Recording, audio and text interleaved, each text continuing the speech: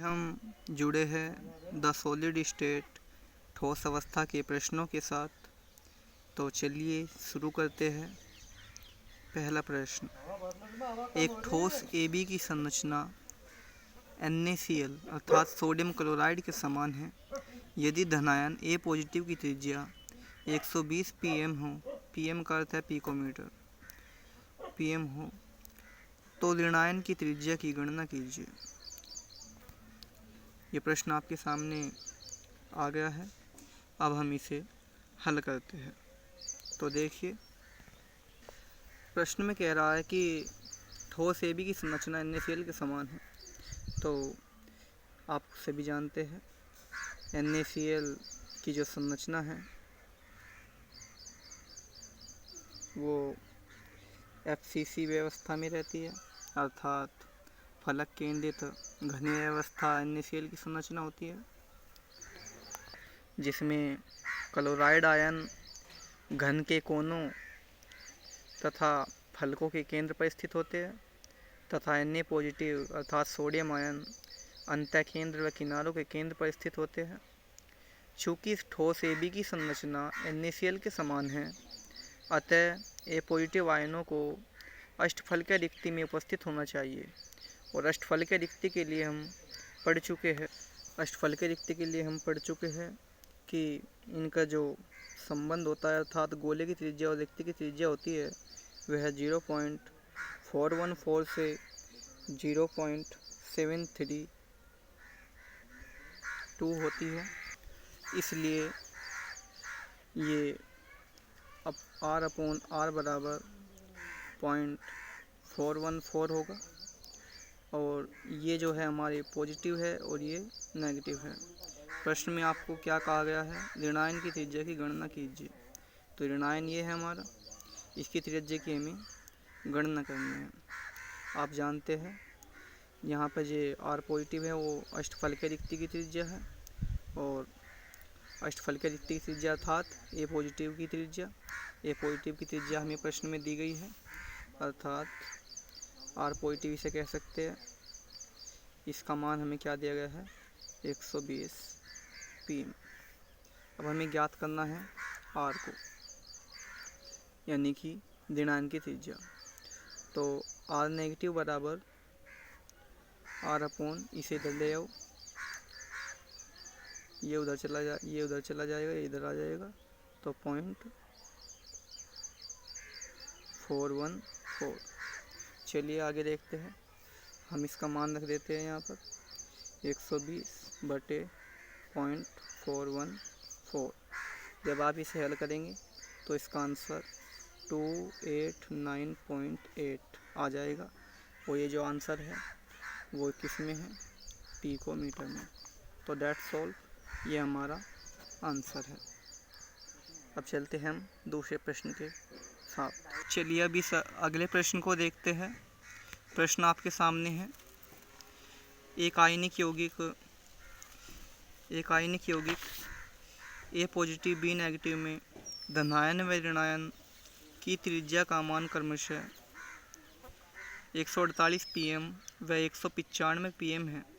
आयनिक यौगिक की संवृत संकुलित संरचना बताइए। अर्थात पूछा है कि कौन सा जालक इसमें होगा तथा धनायन की समन्वय संख्या की गणना कीजिए। चलिए देखते हैं हम प्रश्नानुसार क्या देख रहे हैं।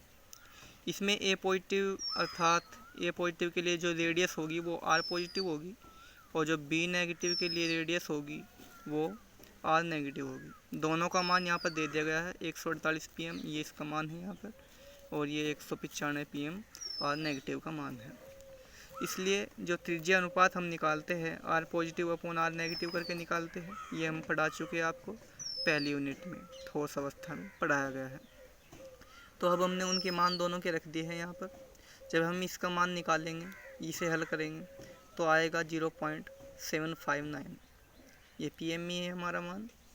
तो जो ये अनुपात है, यह अनुपात 0.732 से अधिक है, दिख रहा है आपको। अतः यौगिक में A पॉजिटिव B नेगेटिव में जो यौगिक है हमारा A पॉजिटिव B नेगेटिव में अंतः केंद्रित घनीय जालक उपस्थित होगा। वैस की धनायन की समन्वय संख्या का मान 8 होगा। इसे इस सारणी से समझा जा सकता है। मैं आपको एक सारणी नोट करा चुका था पहली यूनिट में, वहाँ से इसे अगर आपने देखा होगा तो इसे बड़ी आसानी से कर सकते थे। देखिए मैं दोबारा इसे दे रहा हूँ नीचे। ये यहाँ पर त्रिज्या अनुपात है 0.155 से 0.225। इसकी समन्वय संख्या का मान कितना होगा? 3 होगा। और जो इनकी संरचना व्यवस्था होगी वो समतलीय त्रिकोणीय होगी। चलिए आगे देखते हैं। ये जो 0.225 से लेकर 0.414 तक है, ये त्रिज्या का अनुपात है। इनकी समन्वय संख्या का मान 4 होता है और इनकी संरचना व्यवस्था चतुष्फलकीय होगी। यहाँ पर नीचे देखें 0.414 से लेकर 0.732 जब त्रिज्या अनुपात इन दोनों के बीच होगा तो समन्वय संख्या का मान 6 होगा और संरचना व्यवस्था अष्टफलकीय होगी। नीचे दिया है 0.732 से लेकर 1 तक। यहाँ पर इनकी समन्वय संख्या का मान 8 होगा और इनकी जो संरचना होगी अंतः केंद्रीय घनीय अर्थात BCC। इसे हम कह सकते हैं बॉडी सेंटर्ड क्यूबिक लैटिस यानी कि BCC जालक। तो इस प्रश्न में यही पूछा गया था कि धनायन की जो समन्वय संख्या की गणना करनी है।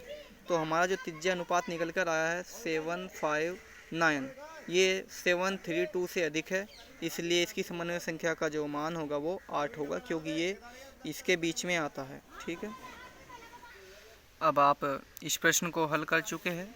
आसानी से आपने देखा कि त्रिज्या अनुपात यदि इनके बीच दिया गया हो तो इनकी समन्वय संख्या का मान ये होता है और इनकी जो व्यवस्था होती है अर्थात जालकों की संरचना जो होती है वो इनमें से होगी। ठीक है, आपको इन्हीं में से दिया जाएगा, कोई भी जो दिया जाएगा यौगिक। तो चलिए अब चलते हैं। एक आसान सा प्रश्न है आपके सामने और इसे आपको ही हल करना है और मुझे व्हाट्सएप पर सेंड कर देना है इसका आंसर। अष्टफलकीय रिक्ति की त्रिज्या r तथा संवृत संकुलन में परमाणु की त्रिज्या R है, इनमें क्या संबंध है? आपको संबंध बताना है। बहुत ही ईजी और आसान प्रश्न है। आप इस प्रश्न का आसानी से आंसर दे सकते हैं और मुझे लगता है आज इस प्रश्न का सभी बच्चे आंसर करेंगे। तब तक के लिए धन्यवाद। मिलते हैं एक अगली वीडियो में।